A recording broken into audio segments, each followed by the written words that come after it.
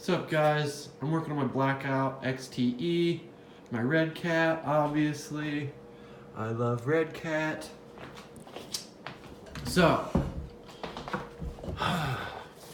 see if I can zoom this out. I don't think I can. Okay. First thing I did on this thing, these tires. Let me set you guys away that I can show you guys. Okay. These tires, I put on it. Got them on Amazon for $21.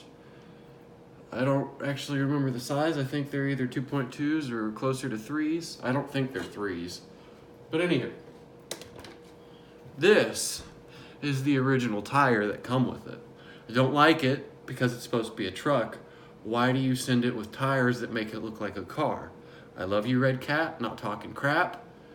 I just don't like the way they look. As you can tell, there's a size difference. They might not look much bigger, but they are much bigger. You get better traction for some reason, and I think it's just because of the rubber. They're actually, these are really soft for some reason. But anywho, some of the things I've done to this thing. First thing, upgraded. If I can move it easily. Upgraded to aluminum shocks.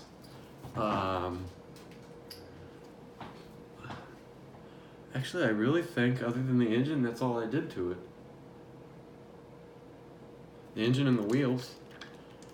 Anywho, I bought this CoolRC lipo brushless motor off Amazon for, I think the total price was $48. Comes with the brushless motor. It's a 550. Comes with the ESC. So a 60 amp ESC. You can program it. I bought the programming card to program it. I'll just go ahead and show that to you guys real quick. The one thing I've noticed about programming this CoolRC ESC, CoolRC ESC, I was able to find this gentleman online who had a redcat Volcano. I love the guy, appreciate his video. Don't really understand why you'd buy that vehicle, but this is how you use it. Okay, you make sure black's on black, plug it in. I plug it in first. Then, this is the mistake I made. You unplug your motor. All right? Powered into the battery, unplugged from the motor, plugged into the ESC, and then now when you first get it, all these lights are on the first.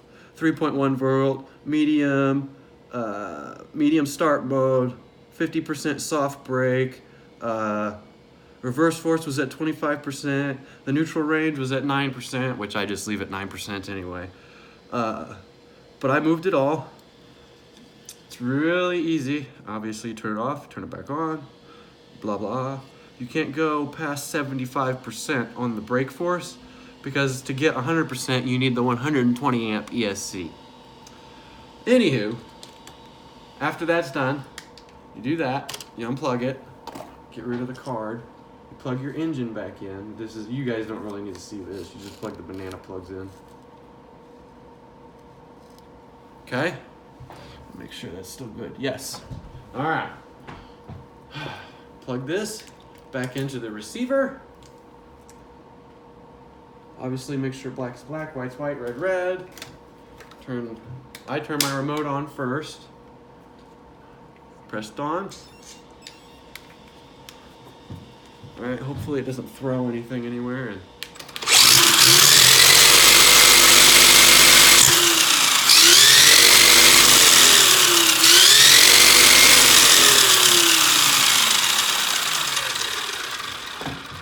but either way, all I wanted to do was show you guys my redcat Blackout XTE, whatever the heck it is. I really Haven't done anything else to this thing. I'm trying to remember. Oh, I painted the inside with black electrical tape. Oh, the one thing I will say about these is when you first get them. Let me turn it off. And I'm not talking. That ESC actually has a good Dean's plug on it. I'm not talking about anything other upgrades or anything like that. This right here is the top bulkhead that holds your steering all and that in place. This screw and that screw, I don't know if you can see them, this one and that one, they were too tight out of the factory. Therefore, the steering didn't really want to steer. All I did was back them out. It's probably stupid to keep it from backing out in general by itself. But what I did was I backed them out. I took off the steering bulkhead and I put oil on it. And then after that, because I realized that it's actually, the way the arm swings, it's spinning on metal, I took the arm off, the turn arm, and put grease on the inside of it, put it back on. Now, the one thing I will say is this thing turns really easy. And the other problem people are having with these shocks, this piece right here, when it fully compresses, it likes to go up and get stuck on the shock shaft, the shock body up top. Sorry for my misspeaking, but whatever. What I did is I took a piece of gas line that fit over the piston, that fit over the, oh, I can't think of it. Anywho, it fit over this arm down in here, and I put it at the very bottom. That way, see that? It's bottomed out right now. It can't even get to where the bottom of the shock goes up and sticks in there. Anywho, my next project for this is figure out how to keep my front skid plate on. I think I'm gonna drill a hole up here and up on here somewhere so I can use a double-sided sticky tape on the bottom, and then on the top I'll just use a screw, because every time I jump it and it lands like this, the front end likes to bottom out and it pops it off. Anywho, I haven't made a video in a while, so I thought I'd make one real quick and just show you guys my EXT, I think it's an EXT, I don't remember. All I know is it's not the dune buggy thingy-majig, it's the truck. Yeah, very happy so far with this ESC and this brushless motor from CoolRC.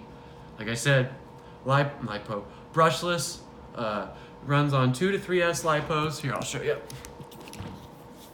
Let's go ahead and zoom in.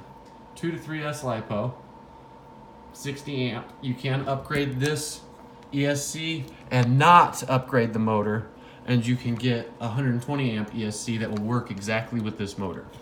I think this is the highest one that they make. It's a 550, 4300 kV. As in most engines, it sits there and stutters a little bit at the beginning, but I'm also not sure if that's because of the tires. I know brushless motors do that in general when they don't have a sensor on them. So, but this thing hauls butt now. When you go through the grass and you floor it, it pops wheelies. It doesn't do that on gravel, on cement or concrete or anything, because I think the tires just spin real easy because they're actually very soft rubber. But yeah, there's my redcat Blackout XTE. Yeah. Alright, well, have a good day, guys. Have a good weekend. Thanks for watching. Like, subscribe. You really don't have to, but I truly appreciate some support. Have a good day, guys.